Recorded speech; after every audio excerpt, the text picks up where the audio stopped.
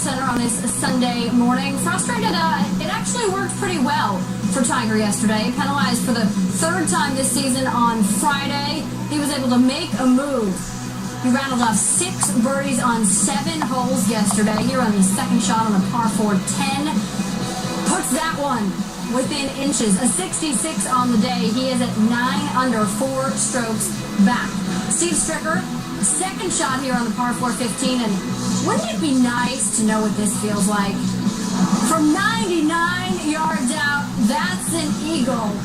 He's at 12 under overall. Jim Furyk, your leader, trying to build off that round of 59 on Friday. That's good for the birdie on 11. He shoots a 69. He's at 13 under, your leader. Justin Rose, par 5 14. We mentioned the penalty that Woods dealt with. How about this penalty? A divot on his practice swing moves the ball. Yeah, drops the club. Who wouldn't? A crazy penalty there. He bogeyed the hole. He is tied for 26. So Furyk, again, your leader at 13 under. He said he will play his best if he focuses on the task at hand and not the results. But focusing on the task at hand, that is going to involve Mother Nature relenting a little bit. ESPN.com senior golf writer Bob Heron joins us from a wet Lake Forest, Illinois. Bob, we can see that water sort of streaming down behind you. So play suspended now. How is it going to continue to be affected here?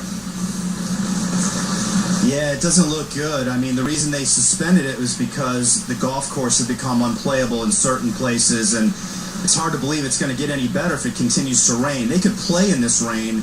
It's more the golf course. If it's puddling on the greens, if there's too much water in the fairways, there'd be casual water. It makes it unfair. So that's why they stopped it. They're hoping to get back out there. I'm sure they're going to wait as long as possible. I don't think they want to play tomorrow.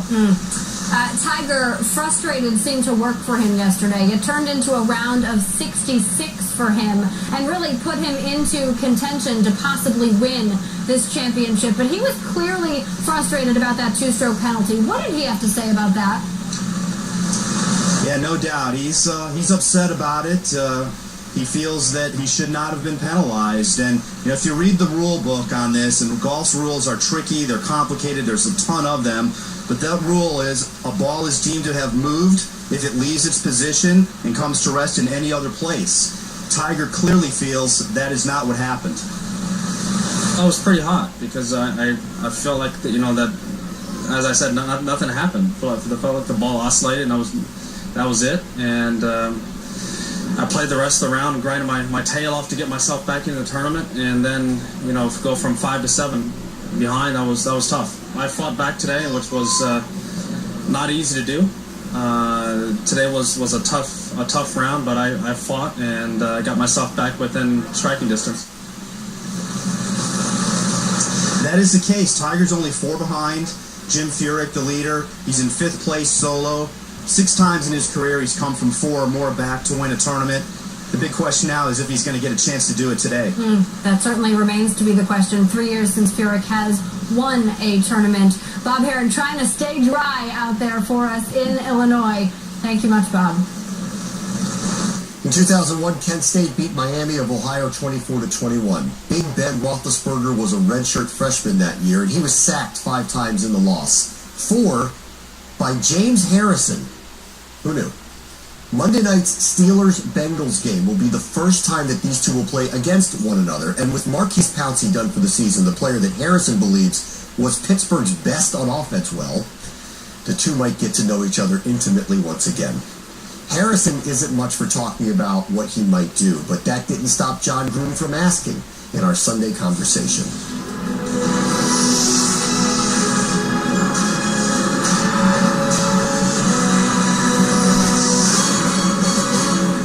Last year, you lost to Cincinnati. Seems like yesterday. Dalton made a great throw to A.J. Green, stopped the clock. They kick a field goal to beat you. Did you ever think this would be the last play you'd ever play as a Pittsburgh Steeler? No, I was hoping to finish there. I mean, everyone, wants to finish where they start, especially when you spend that much time in one place. But, it wasn't meant to be. I got to ask you who James Harrison is. You're a Kent State Golden Flash, man. Who is this Harrison? Why is he so relentless about football? Well, when you're told that you can't do this, you know, you can't do that. You're too short for this. You know, you're too slow for that. Then you wanna prove people wrong. And I was into proving people wrong. This is Harrison. I want to hear about too, though. There's something about you off the field that's maniacal. You're always looking for an edge to get a little stronger, a little more flexible, a little better sleep, something, right? Well, you gotta find some way, because you know you're not going to get any faster. I'm not getting any younger, so the speed thing is over with. How much is left in that Harrison tank? I don't know. To be honest with you, I don't know. You know, I'm going to finish what you know I've done here, but probably after this, that'll be it. It's hard to keep doing all that right there. It's hard. Pittsburgh Steelers are coming in here to Cincinnati Monday night. They're going to come out of that tunnel. What's that going to be like going through your helmet? What are you going to be thinking when the Steelers come roaring out of that tunnel? I'm not going to be thinking about them. I'm thinking about what I got to do to beat them. You know, it's not going to be about them. It's going to be about our execution and what we do, so that we can come out of this game with a win. Sum some of these coaches up, James, that you played for. Tell me about Bill Cowher. That's game day Bill Cowher. That's the guy y'all see. That's not the real. What do he leave you with? That's not the real Cowher. You know, he left me with the determination, work ethic. Tell me about this one here, Coach Tomlin. What do you leave with James Harrison? Mike, you know, he came in with, I felt like, you know, he was one of us. He was just so close in age to us. You become one of the great 3-4 outside linebacker, right side outside linebacker for the Pittsburgh Steelers. What was that like playing with Dick LeBeau?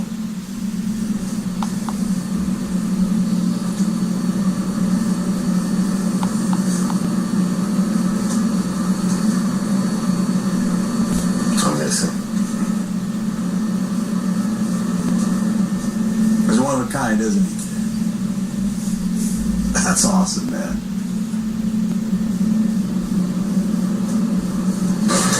It's been a reset week for that entire division. They're all 0-1. We've got 2 division games this week. Ravens are taking on the Browns, and then the big one on Monday night. Either the Steelers or the Bengals are going to be 0-2. Kickoff 8:25 Eastern. Game begins with Monday Night Countdown, 6:30 Eastern, all on ESPN. Alone. Redskins and Packers both hailed as contenders, but one of them, they'll be 0-2 at the day's end. Rain coming down hard at Lambeau, the impact that'll have on a rusty RG3. And the Eagles played up tempo, but Chip Kelly wants a faster pace. Why the key to Kelly's game plan will be what happens after the play.